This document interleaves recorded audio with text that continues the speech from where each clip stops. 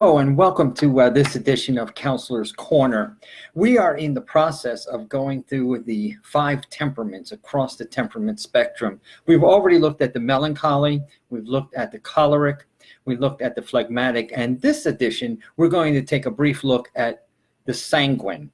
The sanguine is the 4th of the 5 temperaments. And what I'm going to do is just give you a brief overview of what the sanguine temperament is. This is a pure temperament. This is not a combination of temperaments. And I'm going to give you 7 strengths and 7 weaknesses that are found within the sanguine temperament. By the way, we have a website that you can check this out in greater detail. We're at livinginharmonyministries.org. There's a lot more information about what we do as far as Christian counseling goes and how we can help you. We serve both the individual and also church bodies. But let's get right into the sanguine here. Let me go over some strengths with you. First of all, the sanguine is someone of all the temperaments, they are the friendliest and the most outgoing. They like to be involved in things. They like to be in the center of things. A sanguine also, they see the brighter side of life. Some of the temperaments tend to look at more negative things as opposed to positive things, but the sanguine loves the bright side of life. They always see the positive in something. Sanguines are warm. They're warm, caring people. Sanguines are really easy to get to know. Some of the temperaments are a little more closed off. For instance, if you're a melancholy, then you're not as open. But sanguines are very easy to get to know. They're friendly, they'll talk to you, they'll share things with you, and they want to get to know you also. Sanguines take on responsibility for making decisions. If you have a decision to make, you want a sanguine involved in that process. Some of the temperaments are not as good as making decisions as the sanguine is. The sanguine is the most lovable of all the temperaments, the most lovable. Because they're so friendly and because they're so outgoing and they see the bright side of life and because they're warm, they tend to be the most lovable. They're the cuddly ones because they want to be around people. They have a need to be around people. And sanguines are also emotionally open. So there's a temperament there. If you were looking to get involved in a relationship, they are emotionally available, a sanguine. Now, there's some of the strengths. Now, when we talk about weaknesses, of course, we don't always want to look at weaknesses as being negatives. There's always a balance to all of the temperaments, pluses and minuses. We call them strengths and weaknesses. For instance, one of the weaknesses in the sanguine is that they're impulsive. Because they're so involved, they have a tendency to run ahead.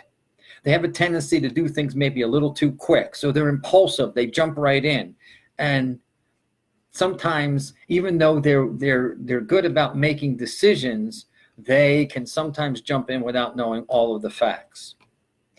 Sanguines are prone to exaggerate.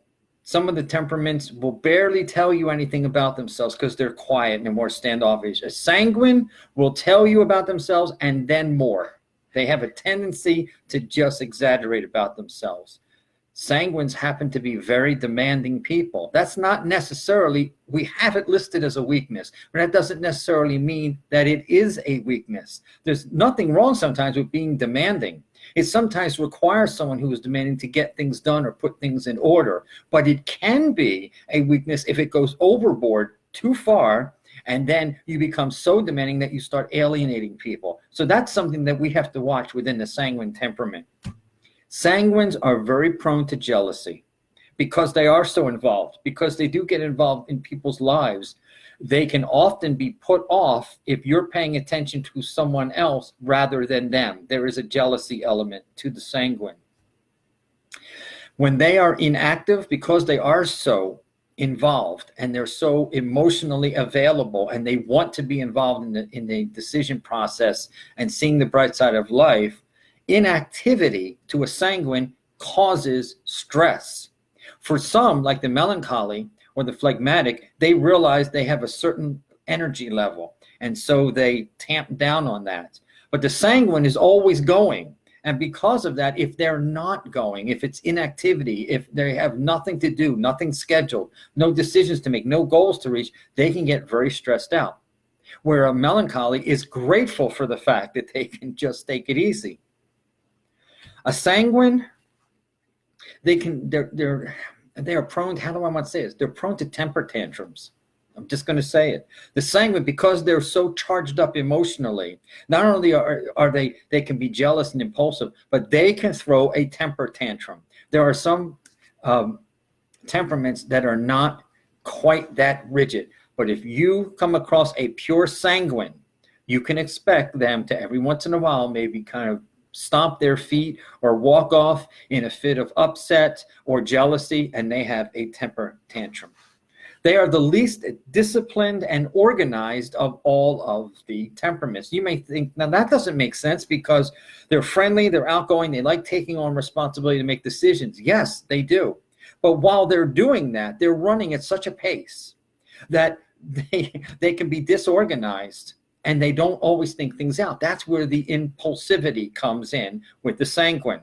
And so that's just a basic overview of this fourth temperament. And these apply only if you are a pure sanguine. Now, most of us have a combination of temperaments. I myself am a combination of two temperaments. I am part melancholy, part phlegmatic. That's my own temperament when I examined it and went through the temperament assessment. You can do the same thing if you would like to know what your temperament is. And temperament, quite simply, is this: it's how God made you.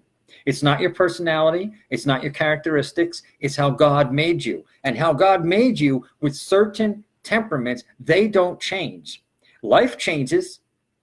Life experiences will change our personality, will change our character, but it will not change the basic temperament we are. And what happens is most people do not know what their temperament is. The problem with that is if you don't know how God made you, how could you possibly react and live according to how God wants you? Suppose he made you someone to be very quiet and you're very laid back, but you work in a job that is constant chaos around you. You feel uncomfortable. You feel like you don't belong. Why? It's because of your temperament. But if you don't find out what that is, then, see, now that's where I can help you. As a Christian counselor who is certified as a Christian counselor, and I'm licensed, I'm certified to talk to you and work with you regarding your temperament. You can find out about us at livinginharmonyministries.org. livinginharmonyministries.org. Please go to that website. Look at all of the things that we can offer. We talk about temperament.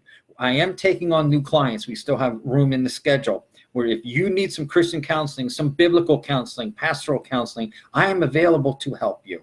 And I can work with your schedule also.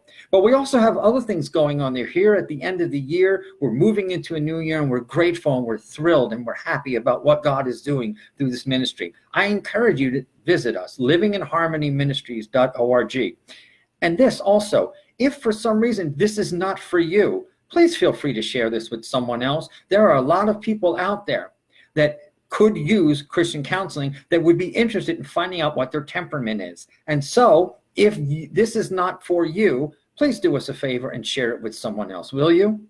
Well, I'm going to end this broadcast so it's not too long. The next time we're together on the next Counselor Corner, we are going to look at the fifth and final temperament. It is called the supine. I will be reposting these, and if you have a request, you can get in touch with me through the website. I can always repost the other videos that I've done so that you can find out about some of the other temperaments. I want to thank you for being part of this broadcast tonight. God bless you.